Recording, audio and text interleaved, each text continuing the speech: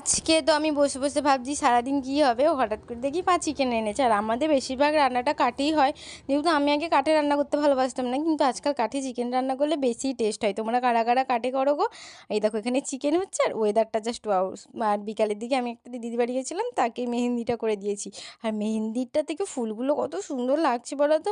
সন্ধ্যাবেলা আমার মা আর কি চিকেন খায় না, আমাদের চিকেন হয়েছিল, সেই জন্য মায়ের জন্য চাউমিন এনে দিয়েছিলাম। আর বোন এখানে দেখো কত মনোযোগ সহকারে পড়ছে। একটা সত্যি কথা, আমার বোন যত পড়তে বসে না, আমি পড়তে বসি না। বলছে পড়ে পড়ে আমার চোখের তলায় ডার্ক সার্কেল পড়ে গেছে। সত্যি বেচারি অনেক পড়ে। আর তারপর দেখো এখানে আমার মা, মানে আর কি প্লেটে যেটা আছে সেটা না, বক্সে যেটা আছে আগে সেটা খেতে হবে। ওই দেখো কেমন খাচ্ছে। আমার মা চাউমিন এগুলো, আমার মা চিকেনের কোনো কিছুই খায় না। আমার দিদা এখানে বসে বসেই টিভি দেখছে। আমি ভাবলাম চলো আমি একটু চাউমিনটা খেয়ে দেখি কেমন লাগছে।